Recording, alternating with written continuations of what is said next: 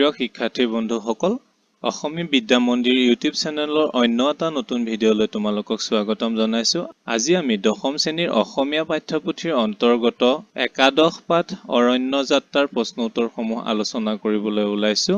যিসকল ছাত্ৰ-ছাত্ৰীয়ে এই পাঠটোৰ প্ৰশ্ন উত্তৰ কৰিবলৈ সমৰ্থ হোৱা নাই, সেই সকল ছাত্ৰ-ছাত্ৰীয়ে এই ভিডিঅ'টোৰ পৰা উপকৃত হ'বা বুলি আশা ৰাখিলো। লগতে এটি অনুৰোধ, তোমালোকে যদি পাৰা চেনেলটো ছাবস্ক্ৰাইব কৰি ল'বা। কেতিয়াবা তোমালোকৰ কোনো প্ৰশ্ন উত্তৰ ক্ষেত্ৰত খোকোজা লাগিলে এই চেনেলটোৱে সহায় কৰিব। সেয়ে ছাত্ৰ-ছাত্ৰীসকল চেনেলটো ছাবস্ক্ৰাইব কৰি আমাক অলপ সকাহ দিবা বুলি আশা ৰাখিলো। আহা আমি পাঠটোৰ বিষয়বস্তুলৈ আগবাঢ়ো। ১ নম্বৰ, চমুকৈ উত্তৰ লিখা। ক. বিদ্যালয়ৰ অষ্টম আৰু নৱম শ্ৰেণীৰ শিক্ষাৰ্থীসকলক কোনখন অৰণ্যলৈ নিয়াৰ সিদ্ধান্ত লৈছিল? উত্তৰ: বিদ্যালয়ৰ অষ্টম আৰু নৱম শ্ৰেণীৰ শিক্ষাৰ্থীসকলক কাজিৰঙা ৰাষ্ট্ৰীয় উদ্যানলৈ নিয়াৰ সিদ্ধান্ত লৈছিল। খ. পল আৰু পাহি কোন শ্ৰেণীত পঢ়ে? উত্তৰ: পলে নৱম শ্ৰেণীত আৰু পাহিয়ে অষ্টম শ্ৰেণীত পঢ়ে। গ. পলে কোনবোৰ কাম ছোৱালীৰ বুলি পাহিক কৈছিল? উত্তৰ: পলে ঘৰ সাৰা, বাচন বৰ্তন ধোৱা, ঘৰৰ আচবাবৰ ধূলি বালি মচা, নিজৰ কাপোৰ নিজে ধোৱা আদি কামবোৰ ছোৱালীৰ বুলি পাহিক কৈছিল। ঘ. লৰ্ড কাৰ্জন কোন? উত্তৰ: লৰ্ড কাৰ্জন হ'ল ইংৰাজ ভাইচৰয়। ২ নম্বৰ, ল'ৰা-ছোৱালীৰ কামৰ পাৰ্থক্য দেখি পাহিয়ে মাকক কি কৈছিল? মাকে ইয়াৰ প্ৰত্যুত্তৰত পাহিক কি বুজনি দিছিল? উত্তৰ: পাহিয়ে মাকক ল'ৰা-ছোৱালীৰ কামৰ পাৰ্থক্য দেখি ল'ৰা-ছোৱালীৰ কামবোৰ কোনে পৃথক কৰিলে বুলি সুধিছিল। তাই নিজে ককায়েকৰ দৰে পঢ়া-শুনা কৰে যদিও নিজে নিজৰ কামবোৰ কৰি লোৱাৰ উপৰিও মাককো সহায় কৰি দিয়ে। কিন্তু ককায়েকে মাকক সহায় কৰাটো বাদেই নিজৰ কামকেইটাও নিজে কৰি নলয়। মাক বা ভনীয়েকে কৰি দিব বুলি ভাবে। সেয়েহে পাহিয়ে ল'ৰাই নিজৰ কামকেইটা নিজে কৰিব নালাগে বুলি ক'ৰবাত লিখা আছে নেকি বুলি মাকক সুধিছিল। ইয়াৰ প্ৰত্যুত্তৰত মাকে কৈছিল যে তেওঁ ল'ৰা-ছোৱালী দুয়োটাকে বয়স অনুযায়ী কৰিব পৰা কামবোৰ শিকাই গৈছে। ল'ৰাই হওক বা ছোৱালীয়ে হওক, যিমানেই পঢ়া-শুনা নকৰক বা পিছলৈ ব্যৱসায় বা ডাঙৰ চাকৰি নকৰক কিয়, নিজৰ কামখিনি নিজে কৰিবলৈ শিকিবলৈ লাগিব। নিজৰ প্ৰয়োজনীয় কামখিনি নাজানিলে পৰ-নিৰ্ভৰশীল হ'বলৈ বাধ্য হ'ব লাগিব। তেতিয়া সময় আৰু মানুহ সকলোৰে পৰা গালি খাব লাগিব। প্ৰশ্ন ৩. প্ৰকৃতিৰ কোনবোৰ সুন্দৰ নিয়মে পাহিক আকৃষ্ট কৰে? উত্তৰ: প্ৰকৃতিৰ সকলোবোৰ উপাদানে মিলা-প্ৰীতিৰে বাস কৰে। প্ৰতিজোপা গছৰ ৰং ভিন্ন, পাতৰ আকাৰ ভিন্ন, তামোল গছজোপাৰ কাষতে থকা আম গছজোপাৰ চেহেৰাৰ মিল নাই। দুজোপা ভিন্ন গছ ওচৰা-ওচৰিকৈ মিলা-প্ৰীতিয়ে থাকে। আকৌ কলগছজোপাৰ কাষতে থকা নেমু গছজোপা, নেমুৰ কাঁইটে কলগছজোপাক কেতিয়াও বিন্ধিবলৈ নাযায়। প্ৰকৃতিৰ এই সুন্দৰ নিয়মবোৰ প্ৰতিটো উপাদানে মানি চলে। প্ৰকৃতিৰ এই নিয়মবোৰে পাহিক আকৃষ্ট কৰে। প্ৰশ্ন ৪. কাজিৰঙালৈ যাবলৈ ওলাওঁতে পাহি আৰু পলক মাক আৰু দেউতাকে কি উপদেশ দিছিল? উত্তৰ: কাজিৰঙালৈ যাবলৈ ওলাওঁতে পাহি আৰু পলক মাক আৰু দেউতাকে উপদেশ দি কৈছিল যে তেওঁলোকে যেন শিক্ষকৰ লগ নেৰে। শিক্ষকে যি কথা কয় সেইমতে যাতে চলে। লগতে মাকে নিজৰ বয়-বস্তুবোৰ চম্ভালিবলৈ উপদেশ দিয়াৰ লগতে কৈছিল যে অৰণ্যৰ পৰা বহু কথা শিকিবলগীয়া আছে। গতিকে তেওঁলোকে যিমান পাৰে অৰণ্যৰ পৰা শিকি অহা উচিত। ৫ নম্বৰ, কামত ল'ৰা-ছোৱালী বুলি ভাগ নাই। যেনেকৈ কাম ভাগ কৰি দিছো তেনেকৈ কৰা। কথাষাৰৰ বক্তা কোন? তেওঁ কিয় এইষাৰ কথা ক'ব লগা হৈছিল আঁতিগুৰি মাৰি লিখা। উত্তৰ: এই কথাষাৰৰ বক্তা পলহঁতৰ গণিতৰ শিক্ষক ৰঞ্জিত হাজৰিকা। পলহঁতৰ পঢ়া বিদ্যালয়খনৰ অষ্টম আৰু নৱম শ্ৰেণীৰ শিক্ষাৰ্থীসকলক কাজিৰঙা অভয়াৰণ্যলৈ নিয়া হৈছিল। দুখন বাছত বেছ হুলস্থুল আৰু নাচ-গান কৰি শিক্ষাৰ্থী আগবাঢ়িল কাজিৰঙা অভিমুখে। বাছৰ ভিতৰতে শিক্ষকসকলে ছাত্ৰ-ছাত্ৰীৰ মাজৰ পৰা নেতা-নেত্ৰী পাতি দিলে। পাহি আৰু বিদিশাক দায়িত্ব দিয়া হ'ল বাছত থকা ছাত্ৰ-ছাত্ৰীৰ সংখ্যা গণনা কৰিবলৈ আৰু অসুবিধাসমূহ চকু দিবলৈ। নৱম শ্ৰেণীৰ সৌৰভ আৰু আফতাবক দায়িত্ব দিয়া হ'ল খাদ্য-বস্তুৰ পেকেট আৰু পানীৰ বটল সকলোৰে মাজত সমভাৱে বিতৰণ কৰিবলৈ। সৌৰভে কামটো টান পাই ক'লে যে পাহি আৰু বিদিশাই খাদ্য বিলাওক, সৌৰভ আৰু আফতাবে সিহঁতক দিয়া কামটো কৰিব। সৌৰভে যুক্তি দি ক'লে, আমি যিহেতু ল'ৰা, লগৰীয়াবোৰে উৎপাত কৰিলে শাসনো কৰিব পাৰিম আৰু অসুবিধাসমূহো চাব পাৰিম। সৌৰভৰ কথা শুনি গণিতৰ শিক্ষক ৰঞ্জিত হাজৰিকাৰ খং উঠিল আৰু তেখেতে উক্ত কথাষাৰেৰে সৌৰভ আৰু আফতাবক বুজাব বিচাৰিলে যে ল'ৰা আৰু ছোৱালী সমান। ছোৱালীয়ে কৰিব পৰা কাম ল'ৰাও কৰিব লাগিব। প্ৰশ্ন ৬. কাজিৰঙা ৰাষ্ট্ৰীয় উদ্যানত পল আফতাবহঁত কি বিপদত পৰিছিল? এই বিপদৰ পৰা সিহঁতক কোনে উদ্ধাৰ কৰিছিল? উত্তৰ: বিদ্যালয়ৰ অষ্টম আৰু নৱম শ্ৰেণীৰ শিক্ষাৰ্থীসকল কাজিৰঙা ৰাষ্ট্ৰীয় উদ্যানলৈ গৈ পোৱাৰ পিছত সকলো শিক্ষাৰ্থীয়ে খাই বৈ শিক্ষকৰ নিৰ্দেশ মতে জিৰণি ল'বলৈ নিৰ্দিষ্ট কোঠালৈ গ'ল। পিছে পল, সৌৰভ আৰু আফতাবে আন সকলে গম নোপোৱাকৈ পিছফালে মেটেকাৰে ভৰি থকা এখন বিল পালেগৈ আৰু বিলৰ কাষত খুঁটিত পুতি থোৱা নাও এখন দেখি তাতে উঠিলগৈ। খুঁটিৰ পৰা নাওখন খুলি সিহঁতে বঠা মাৰি নাওখন আগুৱাই নিলে। কিছুদূৰ গৈ নাওখন মেটেকাৰ মাজত সোমাই পৰিল আৰু নাওখন পানীত সোমাবলৈ আৰম্ভ কৰিলে। সিহঁতে তেতিয়াহে গম পালে যে নাওখনৰ তলিত ফুটা আছে। সিহঁতে বহুত চেষ্টা কৰিও নাওখন কাষলৈ চপাব নোৱাৰিলে।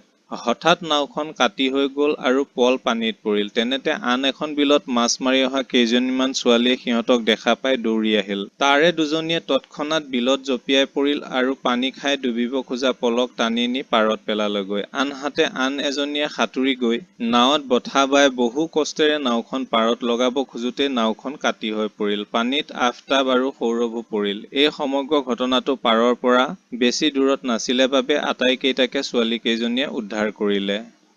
প্ৰশ্ন ৭. শিক্ষক-শিক্ষয়িত্ৰীসকলে অৰণ্য দৰ্শনৰ কাৰ্যসূচী কিয় বাতিল কৰিব খুজিছিল? ইয়াৰ পিছৰ পৰিস্থিতি কি হ'ল বহলাই লিখা। উত্তৰ: শিক্ষক-শিক্ষয়িত্ৰীসকলে অৰণ্য দৰ্শনৰ কাৰ্যসূচী বাতিল কৰিব খুজিছিল কিয়নো ছাত্ৰ-ছাত্ৰীসকলৰ মাজৰ তিনিজন ছাত্ৰ পল, সৌৰভ আৰু আফতাবে শিক্ষক-শিক্ষয়িত্ৰীসকলক অৱমাননা কৰি মনে মনে গৈ বিলত নাও বাইছিলগৈ।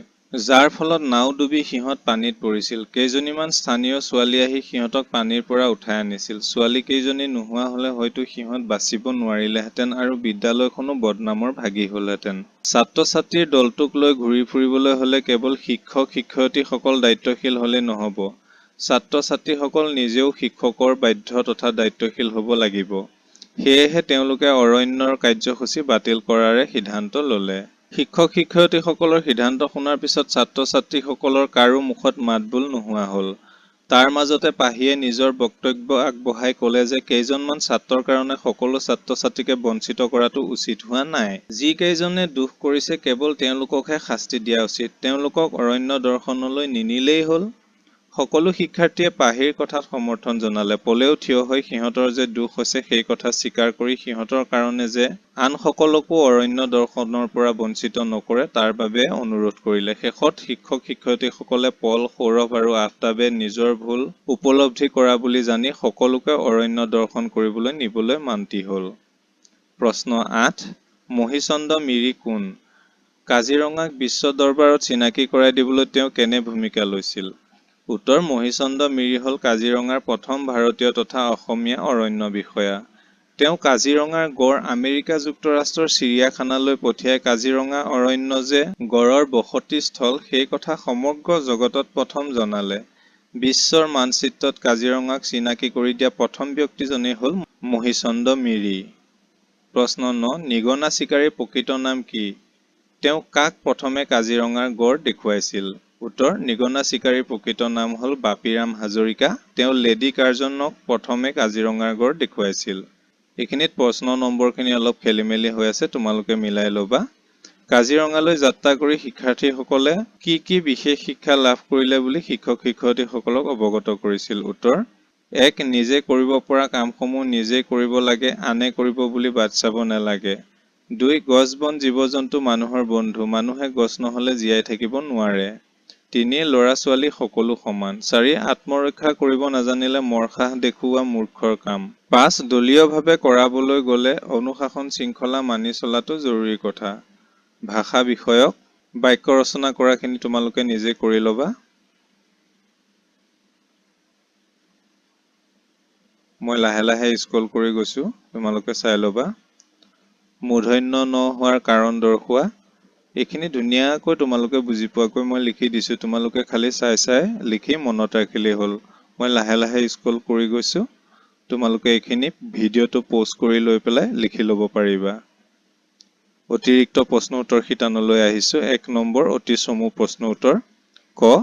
পাহিহঁতৰ অৰণ্য যাত্ৰাৰ দলটোত মুঠ কিমানগৰাকী ছাত্ৰ-ছাত্ৰী হৈছিল? উত্তৰ: পাহিহঁতৰ অৰণ্য যাত্ৰাৰ দলটোত মুঠ 50 গৰাকী ছাত্ৰ-ছাত্ৰী হৈছিল। খ. শিক্ষকে ছাত্ৰ-ছাত্ৰীসকলক লগত কি লৈ যাবলৈ মানা কৰিছিল? উত্তৰ: শিক্ষকে ছাত্ৰ-ছাত্ৰীসকলক লগত কেমেৰা, মোবাইল ফোন লৈ যাবলৈ মানা কৰিছিল। গ. কাজিৰঙা অভয়াৰণ্য কিহৰ বাবে পৃথিৱী বিখ্যাত? অৱশ্যে কাজিৰঙা অভয়াৰণ্য নহয়, কাজিৰঙা ৰাষ্ট্ৰীয় উদ্যান। উত্তৰ কাজিৰঙা অভয়াৰণ্য অৰ্থাৎ ৰাষ্ট্ৰীয় উদ্যান এটা খৰ্গ থকা গড়ৰ বাবে পৃথিৱী বিখ্যাত। ঘ গছ আৰু বহুতো জীৱই বায়ুত কি গেছ এৰি দিয়ে? উত্তৰ গছ আৰু বহুতো জীৱই বায়ুত অম্লজান গেছ এৰি দিয়ে। বিলত নাওখন বান্ধি যোৱা ৰছীডাল কোনে খুঁটিৰ পৰা খুলি দিছিল? উত্তৰ বিলত নাওখন বান্ধি থোৱা ৰছীডাল আফতাবে খুঁটিৰ পৰা খুলি দিছিল। প্ৰথম পলহতে উঠা নাওখন কিহৰ মাজত সোমাই পৰিছিল? উত্তৰ পলহত উঠা নাওখন মেটেকাৰ মাজত সোমাই পৰিছিল। দ্বিতীয় পলহতৰ নাওখনৰ ভিতৰত কিয় পানী সোমাইছিল? উত্তৰ নাওখনৰ তলিত ফুটা থকা কাৰণে পলহতৰ নাওখনৰ ভিতৰত পানী সোমাইছিল। বৰ্গীয় জ পাহিহঁতৰ অৰণ্য যাত্ৰাটোৰ দলপতি কোন আছিল? উত্তৰ পাহিহঁতৰ অৰণ্য যাত্ৰাটোৰ দলপতি আছিল অংকৰ শিক্ষক ৰঞ্জিত হাজৰিকা ছাৰ। ঝ লেডী কাৰ্জন কোন আছিল? উত্তৰ লেডী কাৰ্জন আছিল ব্ৰিটিছ ভাইচৰয় লৰ্ড কাৰ্জনৰ পত্নী। বিশ্বৰ দৰবাৰত কাজিৰঙাক চিনাকি কৰি দিয়া প্ৰথম ব্যক্তিগৰাকী কোন আছিল? উত্তৰ বিশ্বৰ দৰবাৰত কাজিৰঙাক চিনাকি কৰি দিয়া প্ৰথম ব্যক্তিগৰাকী আছিল মহিচন্দ্ৰ মিৰি। 2 চমু প্ৰশ্ন উত্তৰ ক পাহিৰ কিয় গাত তত নাইকিয়া হৈ পৰিছিল? উত্তৰ পাহিহঁতৰ স্কুলৰ অষ্টম আৰু নৱম শ্ৰেণীৰ ছাত্ৰ-ছাত্ৰীসকলক গৰম বন্ধত কাজিৰঙালৈ ফুৰাবলৈ নিয়াৰ কথা। পাহি আৰু ককায়েক পলু যাব। তালৈ যাবলৈ যা-যোগাৰত ব্যস্ত হৈ পৰিছিল পাহি। সেয়ে পাহিৰ গাত তত নাইকিয়া হৈ পৰিছিল। প্ৰশ্ন খ তেতিয়া কেতিয়াবা সময়েও তোমালোকক ঠগিব আৰু মানুহেও ঠগিব। এই কথাষাৰ কোনে কাক আৰু কিয় কৈছিল? উত্তৰ প্ৰশ্নোদ্ভূত কথাফাকি পাহিৰ মাকে পাহি আৰু ককায়েক পলক উদ্দেশ্যি কৈছিল। পাহি কামে কাজে আগৰণুৱা, নিজৰ প্ৰায়খিনি কাম দৈনন্দিন জীৱনত নিজেই কৰে, মাককো ঘৰুৱা কামত সহায় কৰি দিয়ে। কিন্তু ককায়েক পল সম্পূৰ্ণ বিপৰীত চৰিত্ৰৰ। নিজৰ পিন্ধা কাপোৰ, গা মোচা কাপোৰ একোৱেই ঠিককৈ নথয়, ভাত খোৱা কাঁহীখন নিজে ধুই নথয়। পাহিয়ে মাকৰ পৰা জানিব খুজিছিল ককায়েক ল'ৰা হোৱা বাবে এইবোৰ কাম কৰিব নাপায় নেকি? তেতিয়া মাকে প্ৰশ্নোদ্ভূত কথাফাকিৰে বুজাই দিছিল যে সকলোৱে নিজৰ কাম নিজেই কৰা উচিত, কৰ্মত ল'ৰা-ছোৱালীৰ একো ভেদভাৱ নাথাকে। প্ৰশ্ন গ যাত্ৰাটোত ওলোৱা ছাত্ৰ-ছাত্ৰীসকলক শিক্ষকসকলে বেগত কি কি ল'বলৈ কৈছিল?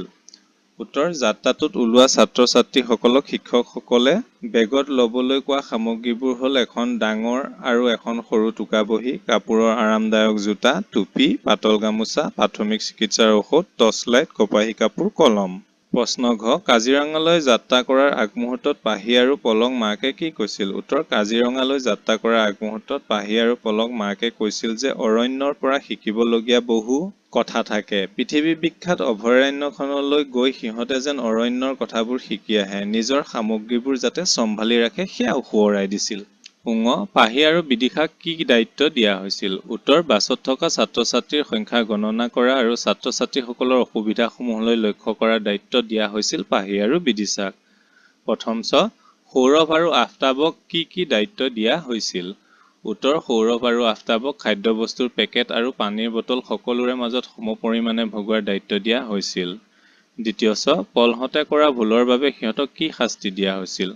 উত্তৰ অংকৰ শিক্ষক ৰঞ্জিত হাজৰিকা ছাৰে প্ৰথমে অৰণ্য দৰ্শনৰ কাৰ্যসূচী বাতিলৰ সিদ্ধান্ত ঘোষণা কৰিছিল পলহতে দলীয় অনুশাসন ভংগ কৰাৰ বাবে, কিন্তু পলহতে ভুল স্বীকাৰ কৰি ক্ষমা খোজাৰ পাছত সেই সিদ্ধান্ত সলনি কৰা হয়। অৱশ্যে সেয়া কৰাৰ চৰ্ত হিচাপে সকলোকে কাজিৰঙা ভ্ৰমণৰ বিষয়ে একোখনকৈ ৰচনা লিখিবলৈ কৈছিল আৰু কৈছিল যে পলহতে নিজে কৰা ভুলৰ বিষয়েও সেই ৰচনাত লিখিব লাগিব। এই আছিল সিহঁতে কৰা ভুলৰ শাস্তি। এই অধ্যায়টোৰ প্ৰশ্ন উত্তৰ ইমানতে সমাপ্ত হৈছে। অন্য এটা অধ্যায়ৰ প্ৰশ্ন উত্তৰলৈ শীঘ্ৰে আমি তোমালোকৰ কাষলৈ আহি আছো। তেতিয়ালৈ আমাৰ চেনেলটো ছাবস্ক্ৰাইব কৰি অন্য ভিডিঅ'সমূহৰ পৰা প্ৰশ্ন উত্তৰবোৰ সংগ্ৰহ কৰি ল'বা। ধন্যবাদ।